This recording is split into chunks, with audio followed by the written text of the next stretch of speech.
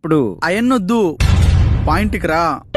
వారానికి వెయ్యి నా కోసం రాయి, నెలకోసారైనా నీకిత్తాయి హాయి. అంటే నెలకి 4,000, వెరీ రీజనబుల్ ప్రైస్. చూసావా సత్య, వారానికి 1000 రూపాయలే పాకెట్ మనీ అడుగుతుంది. ఎంత మంచి అమ్మాయి. ఎలా అర్థమైందా? అరకాసులు తీరి అరవంగి లేయి, సొరకానికి తాగి సూపిద్దాం వచ్చేయి. నేను చెప్తే విన్నావా బంగారం కొందామని?